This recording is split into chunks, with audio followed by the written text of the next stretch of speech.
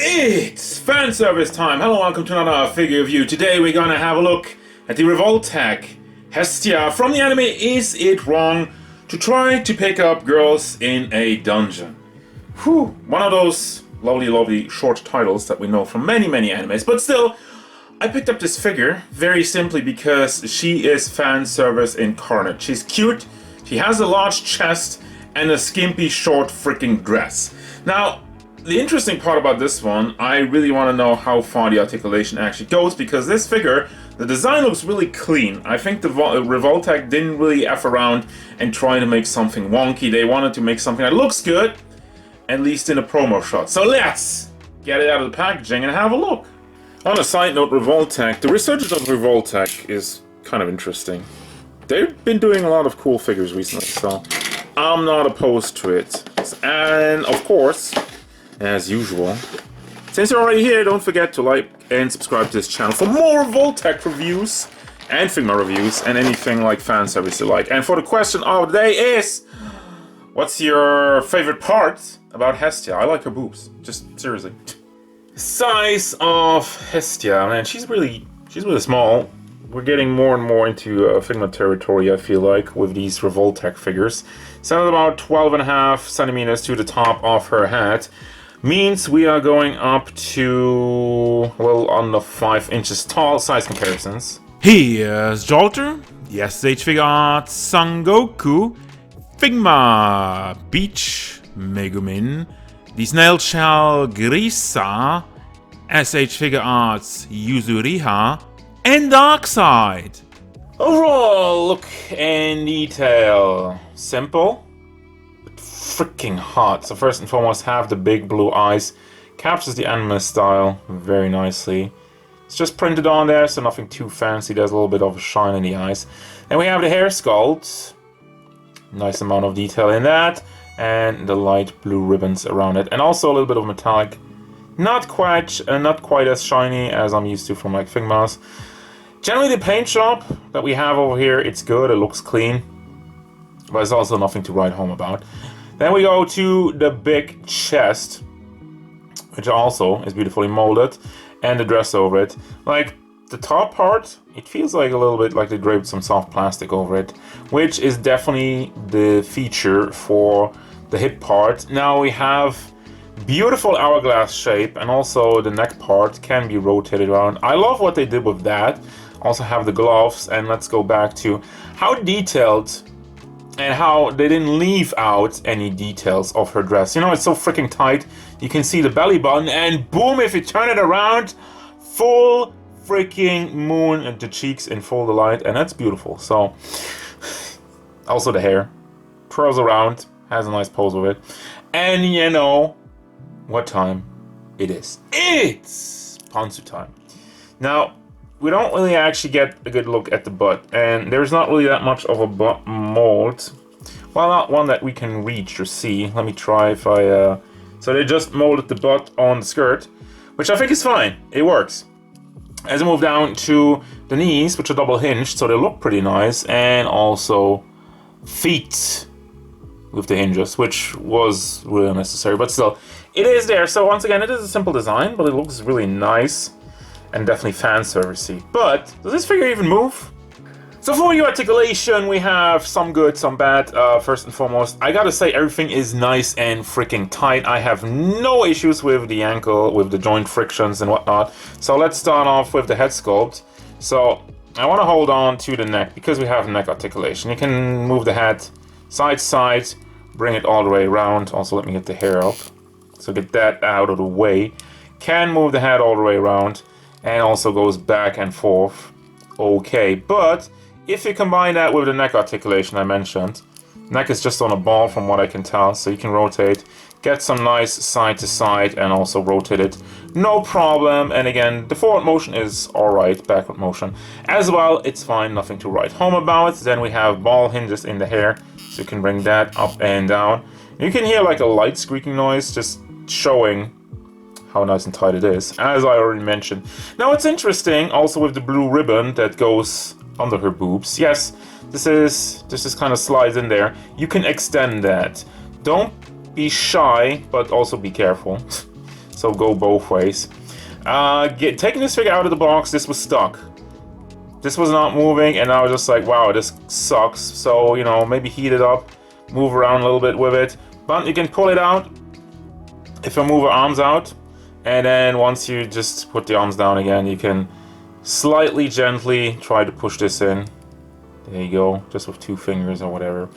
And it looks clean, and it works. So that's nice, that was a nice surprise. But for your arm articulation, shoulder articulation, so we do have, just like a Figma, double ball connection, have a ball joint in the chest area, which doesn't really move around that much. And you have the ball hinge, you can bring that up nicely. Also rotate it on there for your elbow joint. It's just a flat ball hinge. No special treatment there. So we also have another ball hinge for the fist, can move that up and down. And now let's get to the entire torso part, because that's why you're really here, right? And that's why I'm here. That's why I bought this. Because I wanted to figure out how much are we getting out of the torso, since there's no joints that you can see in here. Now, back and forth motion, you do have, you can see it in the back. Back and forth motion isn't too bad. And also side to side works, tilting. You can also swivel it around, but that just breaks up the sculpt. And also be careful not to rip up your soft plastic dress part. But you do get some, I feel like, a very nice range about it. Now moving down to the hip part, you can bring the legs forward. Almost get into a sitting pose, maybe give it like a little bit more of a tuck. But I don't want to force it too much. Also, the legs are set themselves, though, are a little bit trapped under the dress. The dress is soft plastic, but if you stretch this too much, let's say you put in like a pose where you get the legs out for like no specific reasons whatsoever, be nice. But anyway, do that pose and you keep her in a pose like that. I'm afraid like your dress might stretch out a little bit too much, might rip up even after some parts. Sometime if you keep her in a room where, you know, it's getting maybe a little bit warm during the summer.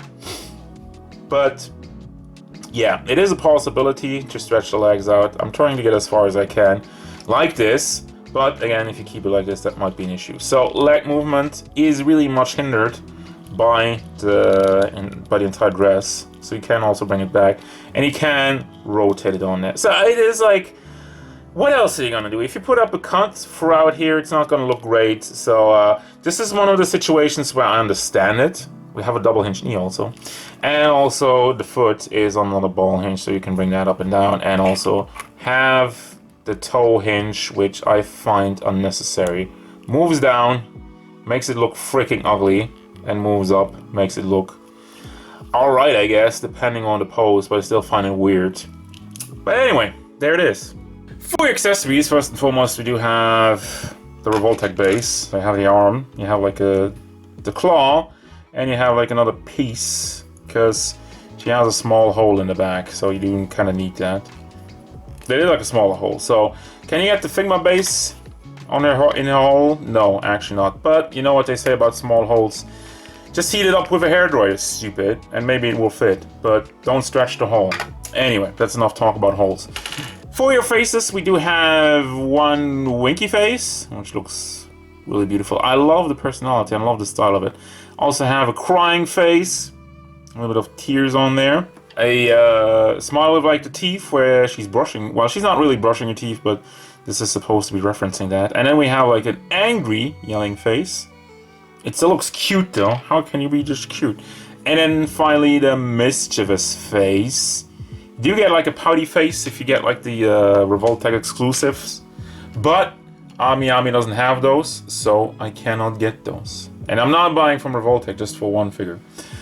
Then we have the Jagamaru-kun. It's like a potato snack.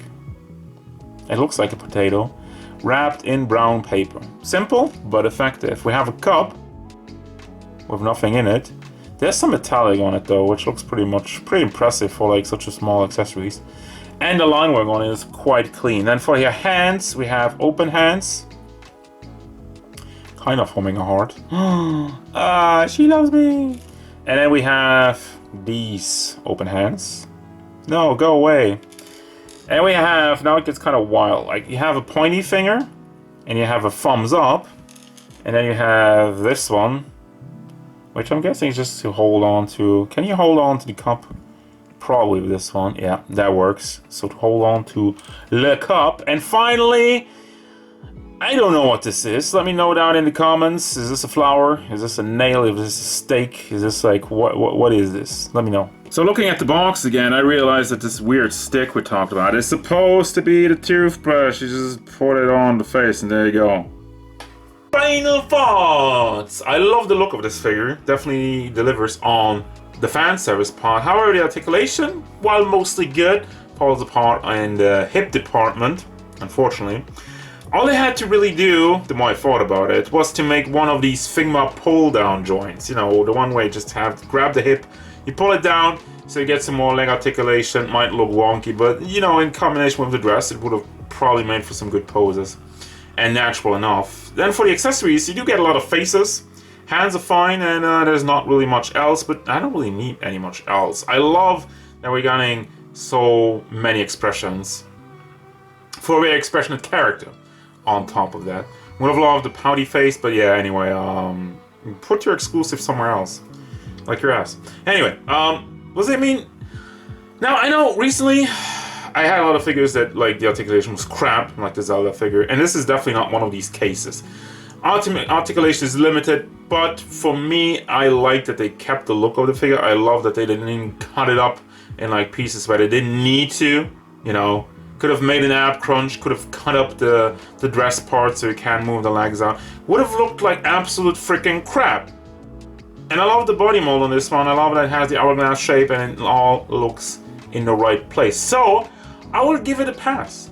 I will like this one and I will recommend this one, of course.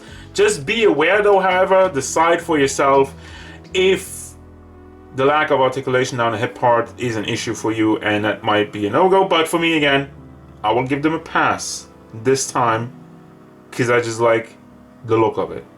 That's gonna do it, guys. As usual, thank you very much for watching. Don't forget, if you enjoyed this review, hit it up with a like and subscribe to the channel so you can stay tuned for figure reviews, VTuber stuff, and whatever Hestia wants.